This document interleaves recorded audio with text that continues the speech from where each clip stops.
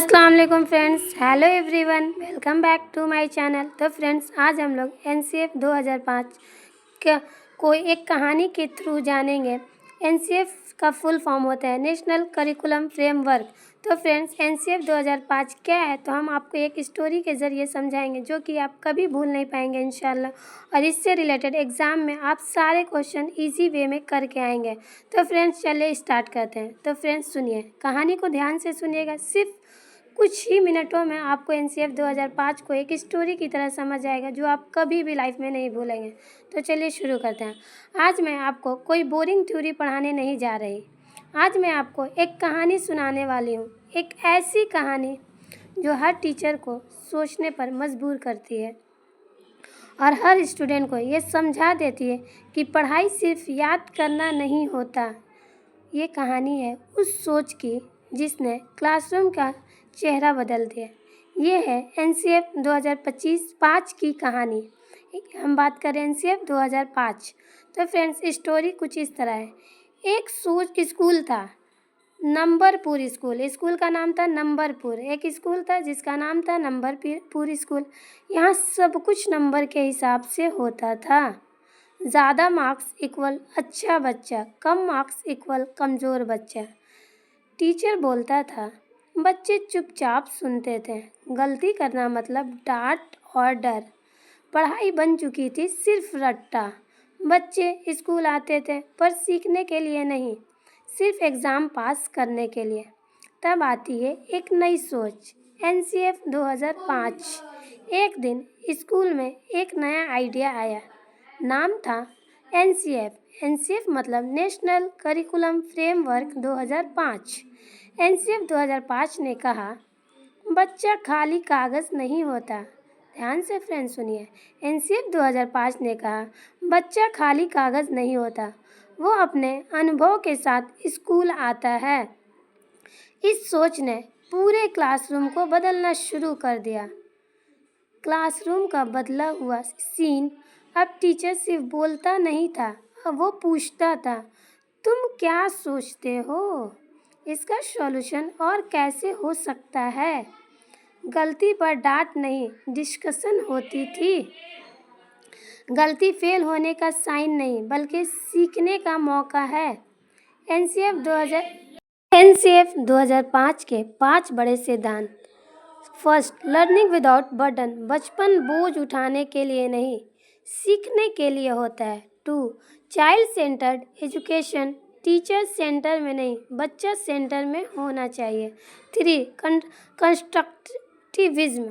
बच्चा ज्ञान लेता नहीं, खुद ज्ञान बनाता है। 4, लाइफ से जुड़ी पढ़ाई। किताब का ज्ञान तब काम का है जब वो ज़िंदगी से जुड़े।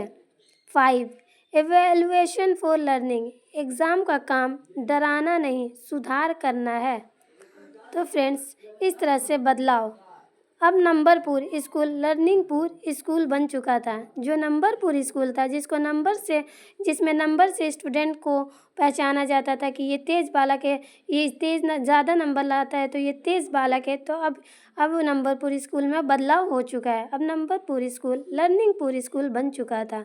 बच्चे बोलते थे, सोचते थे और पढ़ाई से उनकी दोस्ती हो चुकी थी, याद रहने वाली। तो फ्रेंड्स, ये थी एनसीएफ 2005 की कहानी जो हमें याद कराना नहीं, समझाना सिखाती है। ये कहानी बताती है कि बच्चा नंबर नहीं होता, गलती फेल होने का साइन नहीं होती और टीचर सिर्फ बोलने वाला नहीं होता। एनसीएफ 2005 की एक पॉलिसी नहीं, एक सोच है। और दोस्तों, ये थी एनसीएफ 2005 की स्टोरी जो आप कभी भूल नहीं पाएंगे। अब चलिए इसी कहानी से एग्ज़ाम ओरिएंटेड क्वेश्चंस भी कर लेते हैं ताकि कॉन्सेप्ट भी क्लियर हो और पेपर में नंबर भी पक्के हो जाएं। Friends, NCF 2005 exam oriented MCQs. Question number 1, NCF 2005 का मूल सिद्धांत क्या है? Option A, teacher centred education. Option B, rote learning. Option C, child centre education. Option D, examination centred education. तो इसका करेक्ट आंसर हो जाएगा चाइल्ड सेंटर्ड एजुकेशन, मतलब कि option C. Question number 2, learning without burden का अर्थ है। Option ए homework बिल्कुल ना देना, ऑप्शन बी रट्टा लगवाना, ऑप्शन सी बच्चों पर मानसिक बोझ कम रखना, ऑप्शन डी सिर्फ एग्जाम पर ध्यान देना। तो इसका करेक्ट आंसर हो जाएगा ऑप्शन सी, बच्चों पर मानसिक बोझ कम रखना। क्वेश्चन नंबर 3, एनसीएफ 2005 किस लर्निंग थ्योरी पर आधारित है? ऑप्शन है behaviourism, option B constructivism, option C conditioning, option D trial and error.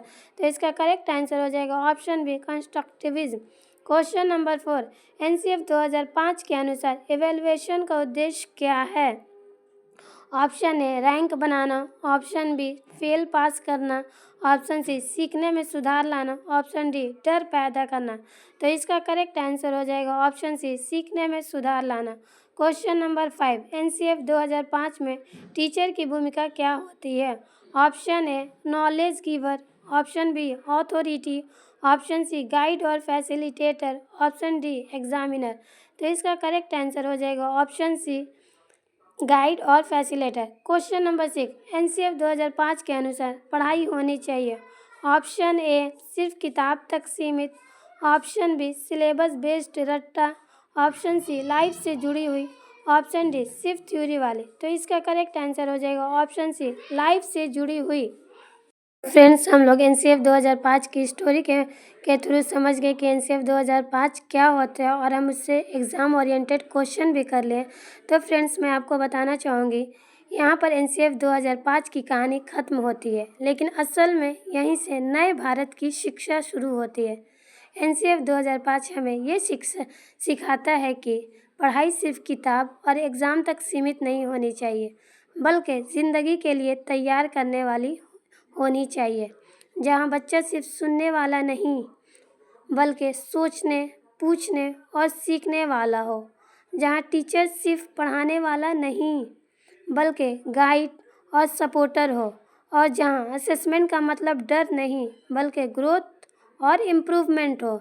दोस्तों, एनसीएफ 2005 सिर्फ एक पॉलिसी नहीं है, ध्यान से सुनिए फ्रेंड्स, एनसीएफ 2005 सिर्फ एक पॉलिसी नहीं है, ये एक वादा है हर बच्चे को समझने का, हर टैलेंट को मौका देने का और हर क्लासरूम को जीवंत बनाने का। फ्रेंड्स, अगर आप टीचर बनना चाहते हो या सीटेट जैसे एग्ज़ाम की तैयारी कर रहे हो, जैसे UP TET, C TET, TA, triple SB, एसटेट कर रहे हो, तो एनसीएफ 2005 को समझना सिर्फ सिलेबस नहीं, जिम्मेदारी भी है। ये थी एनसीएफ 2005 की कहानी, जो आपको सिर्फ याद नहीं रहेगी बल्कि आपकी सोच भी बदल देगी। और मैंने आपको इससे रिलेटेड फ्रेंड्स क्वेश्चन भी करवा दिए हैं। तो फ्रेंड्स, सीटेट जो भी इस बार 2026 सीटेट 7 फरवरी और 8 फरवरी को एग्ज़ाम में बैठने वाले हैं, उनको ऑल दी वेरी बेस्ट। तो आप अपनी तैयारी करते रहिए, क्योंकि एग्ज़ाम में बहुत कम टाइम बचा है। अपने सेहत का भी ख्याल रखिए, और अब फ्रेंड्स, पढ़ाई से ज़्यादा आप रिवीजन कीजिए, क्योंकि टाइम बहुत कम है। तो जितना मॉक टेस्ट लगाएंगे, जितना रिवीजन करेंगे, उतना ही आपके लिए बेस्ट है। और दोस्तों, अगर आपको मेरा वीडियो पसंद आ रहा है, ऐसे मैं कोई भी चैप्टर लाती हूँ तो एज ए स्टोरी समझाती हूँ आपको, ताकि आपको आराम से आपका कॉन्सेप्ट क्लियर हो जाए। तो मेरा वीडियो पसंद आ रहा है तो चैनल को लाइक कीजिए, शेयर और दोस्तों में शेयर कीजिए, और चैनल को सब्सक्राइब भी कीजिए। बाकी अपना ख्याल रखिए, अपनी सेहत का ख्याल रखिए, अपनी माँ बाप की रिस्पेक्ट कीजिए, बड़ों की रिस्पेक्ट कीजिए, छोटों से प्यार कीजिए। मिलते हैं अगले वीडियो में, ताकि मन लगा के पढ़ाई कीजिए, क्योंकि एग्ज़ाम काफ़ी नियर है। और जो भी आपका कॉन्सेप्ट क्लियर नहीं हो रहा है, आप कमेंट में ज़रूर बताइए, मैं आपको वो चैप्टर एक स्टोरी के थ्रू लाऊंगे। मिलते हैं अगले वीडियो में, टेक केयर। वीडियो देखने के लिए शुक्रिया। All the best. अल्लाह हाफिज़।